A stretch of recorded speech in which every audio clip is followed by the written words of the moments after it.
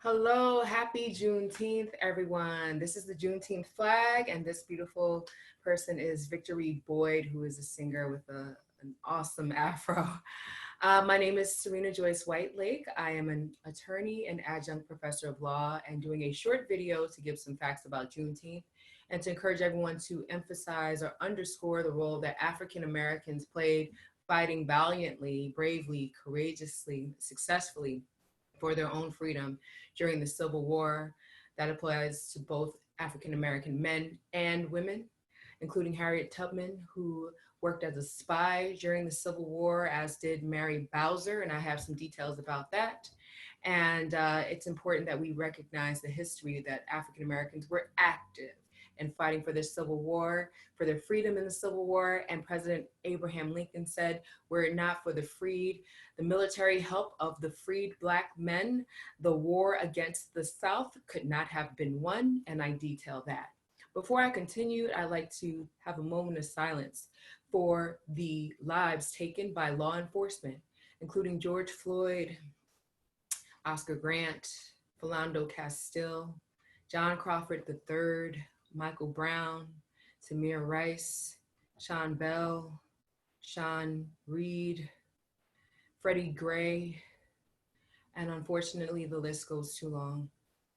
I can't not say also Breonna Taylor and Sandra Bland, excuse me. Let's have a moment of silence, please.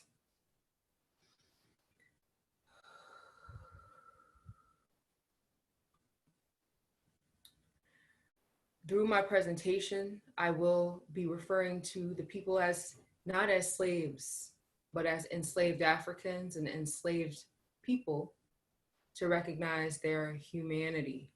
So again, I just want to emphasize that the focus will be on the role African Americans played. A lot of people with Juneteenth talk about the order that General Granger read, which I will talk about briefly in this presentation, which will also include a video clip and 2 trivia questions to keep it interesting. But that is secondary to the courageous fighting of African Americans for their own freedom. I will now share my screen and jump right into the slides I have on Juneteenth. Okay, again, welcome and thank you for being here. I am Serena Joyce Whitelake. I'm an attorney in New York State and an adjunct professor of law and passionate about removing the systemic, institutionalized racism in this country and all working to do that. We need everybody. What is Juneteenth? Juneteenth is short for June 19th, and it is the only commemoration of the ending of the barbaric, savage institution of slavery in the United States. Why recognize Juneteenth? So today is June 2020, and we all know that in a couple weeks, we will be celebrating July 4, Independence Day in this country, celebrating the Declaration of Independence, dated July 4, 1776. However, we all know that on July 4, 1776, approximately 4 million African Americans were enslaved. They were the opposite of free. They were in bondage in this country. As the t-shirt says here, July 4th didn't set me free. Juneteenth is my Independence Day. And it is important that we as a country recognize the emancipation of millions of people in this country. Areas of focus when recognizing Juneteenth, as I mentioned, the role of African Americans fighting in the Civil War should be primary. That is the primary focus when celebrating the ending of slavery in America. Secondly is the order that General Gordon Granger read on June 19, 1865 in Texas, which I will detail. 2 quick questions. In what year was slavery abolished in the United States? Do you have your answer? 1865 with the passage of the 13th Amendment. Yes, the Emancipation Proclamation was issued in 1863, but it was issued by Lincoln in the middle of the Civil War and many states just ignored it. How many people died in the Civil War? Ready? According to most local historians, the number is 640,000 to 700,000 lives lost in the Civil War, which is an astronomically high number and more than the total amount of casualties in several wars combined. African Americans fought hard for their freedom. It took an act of Congress, as the video will detail, to get African Americans permitted to fight for the war. And they were excited to fight because soldiers who joined the war were deemed forever free. That also applied to their families. And they traded shackles for uniforms. And they were a lot more successful than people who doubted their ability to fight in the war. One of those people was President Abraham Lincoln, who wondered whether the white soldiers would fight alongside African American soldiers, how bravely would they fight the African American soldiers, and they surpassed all of those expectations. President Abraham Lincoln said, quote, "Without the military help of the Black freedmen, the war against the South would not have been won." African American Union soldiers helped win many important victories in the Civil War. They helped gain a stronghold in Brownsville, Texas from 1863 to 1865. And in the year 1865, they helped capture South Carolina, they helped capture Richmond, Virginia, and they helped force Texas Confederate Governor Pendleton Murrah to flee from Texas and to Mexico on June 15, 1865. I will now show a short video clip that speaks to this. When the Civil War began in April of 1861, it was not legal for men of African descent to join the Federal Army. African Americans were serving in the Federal Navy, but they could not join the Federal Army. It was not until July 17, 1862, when Congress passed and President Lincoln signed into law the Militia Act, that African Americans were allowed to join the Federal Army. In 1862, regiments were organized in Kansas, South Carolina, and Louisiana. These regiments would be engaged in mostly small unit operations and engaged in combat in 1862. However, it was not until January 1, 1863, in the Emancipation Proclamation, that President Lincoln issued an order to his field commanders to receive men of African descent into all armed services of the United States. The Bureau of United States Colored Troops was established on May 22nd, 1863, with General Order 143. Active recruiting of African Americans began on a national scale in the South and Union-occupied territories and in the North. In the Western Theater, African Americans would fight in May of 1863 in the Battle of Port Hudson, the first major battle in which African American soldiers are engaged.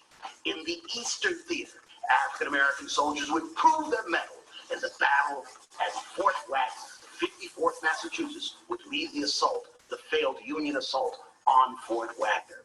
African American soldiers by the spring of 1864 would become a major part of those Union operations in Virginia. Under General Ulysses S. Grant, they would fight in the battles at Petersburg, and they would go on to earn distinction with 15 Medals of Honor being earned in the Virginia Theater. And at Newmarket Heights, in September of 1864, they would capture the closest point captured to Richmond to that date.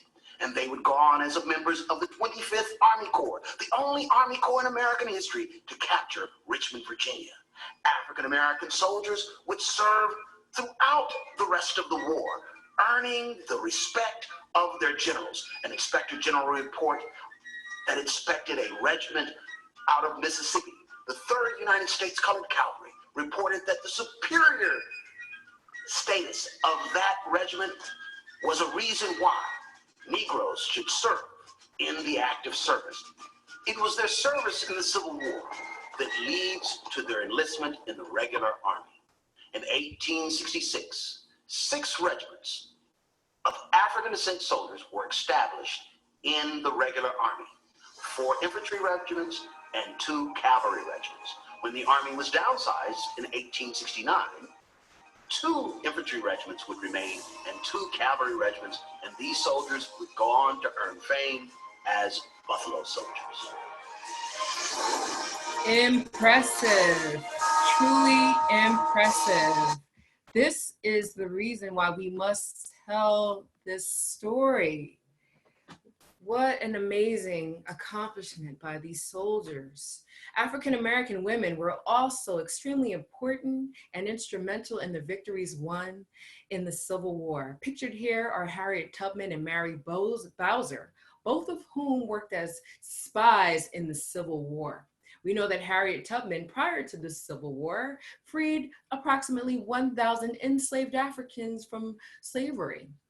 Now is the time in our country to put Harriet Tubman on the $20 bill, which the Obama administration was gearing up to do. Now we need to just do it. African American women were instrumental in helping win the Civil War by the Union Army. Regarding the occurrence of June 19, 1865 specifically, again, on January 1, 1863, President Lincoln issued the Emancipation Proclamation, freeing enslaved Africans in the rebel states only. However, because the Emancipation Proclamation was issued during the Civil War, many states ignored it. Also, President Lincoln knew that it could probably just be overturned by the next administration. 2 months after the Civil War ended in June 1865, Major General Gordon Granger traveled to Texas, and standing in front of the State Building, he read General Order Number 3, proclaiming that President Lincoln had issued the Emancipation Proclamation in 1863, and also that the Civil War was over, the Union had won.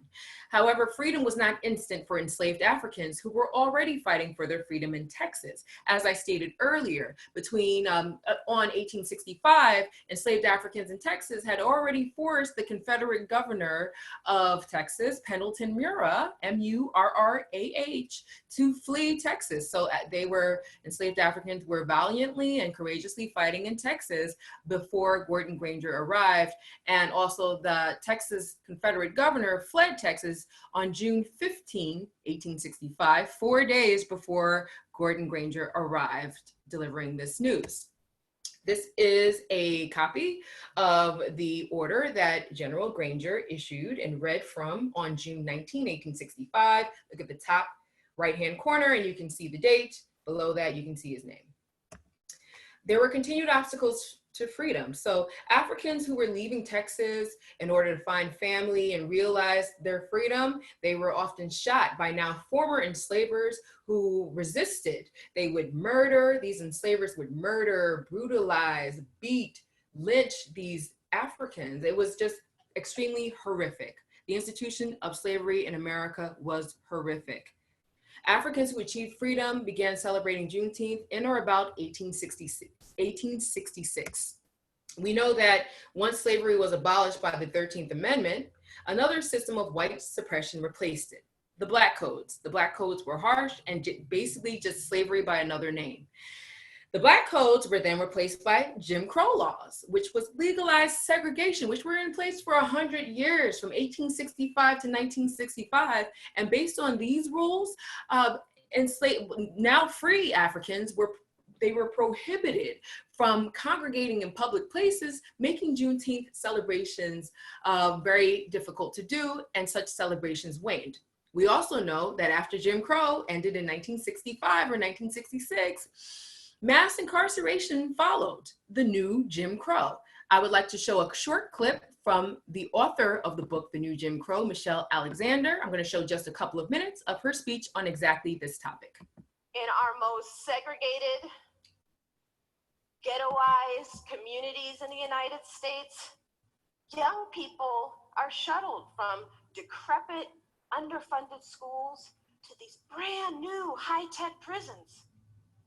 They're targeted at young ages, often before they're old enough to vote, stopped, frisked, searched, interrogated about who they are, where they're going if they headed home with nothing but Skittles in their hand. Stopped, frisked, searched. And when they're arrested, they're typically arrested for a relatively minor, non-violent, often drug-related offense, the very sorts of crimes that occur with roughly equal frequency in middle-class white communities or on college campuses, but go largely ignored. They're arrested, swept in, branded criminals and felons, and then ushered into a permanent second-class status, a status from which they will never escape. And this is happening to people by the millions in this country. Today, there are more African American adults under correctional control, in prison or jail, on probation or parole, than were enslaved in 1850, a decade before the Civil War began. That is absolutely unacceptable and proves that the prison system is just another form of slavery. I encourage all of you to read The New Jim Crow by Michelle Alexander and to also watch The 13th by Ava DuVernay, which is available on Netflix. Resurgence. In 1968, Juneteenth celebrations received a strong resurgence through the Poor People's March to Washington, D.C., which was an effort to gain economic justice for diverse poor people in the United States. It was organized by Reverend Dr. Martin Luther King Jr. and carried out by Reverend Ralph Abernathy after Dr. King's assassination, his tragic assassination on April 4, 1968. Many of the attendees returned home and celebrated Juneteenth. In 1979, Texas deemed June 19 an official state holiday. Texas Representative Al Edwards pushed the bill through the Texas legislature. 47 states and DC now recognize Juneteenth. On June 17, 2020, Governor Andrew M. Cuomo of New York State issued this letter and an executive order making Juneteenth a paid day off for all New York State employees to provide a chance to pause and reflect on the importance of this commemoration. He said each year, reading from the second paragraph, Juneteenth offers an opportunity to celebrate and honor the extraordinary achievements, perseverance, and contributions of African Americans everywhere while renewing our commitment to fighting for full equality and racial justice for all. Governor Cuomo says he will also be proposing a new law to declare Juneteenth as an official state holiday beginning next year, 2021, reinforcing New York's commitment to recognizing the African American community's invaluable role in our history as we continue to fight against injustice in all its forms. This is to be commended. Juneteenth is celebrated all over the country. These pictures come from the capital region of New York State. Specifically, they come from the African American Cultural Center of the capital region, who's having an event right now, and also from the Hamilton Hill Arts Center in Schenectady, New York. These celebrations include poetry readings, chess, music performances, lectures like this, where we discuss current issues like the enormous wealth gap between Black people and white people, which was imposed by the government through redlining, which is lending discrimination, where white Americans got mortgages for homes and Black Americans got pushed into public housing, and that contributes to the racial wealth gap we have right now. Juneteenth is important to celebrate. We look at the past and work on issues that we have presently. Thank you. So I'm going to stop sharing my screen just to say thank you for watching this.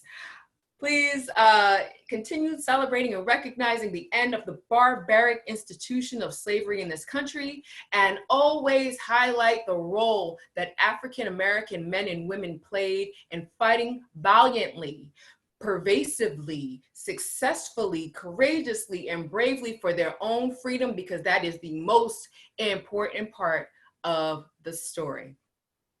Thank you. Happy Juneteenth.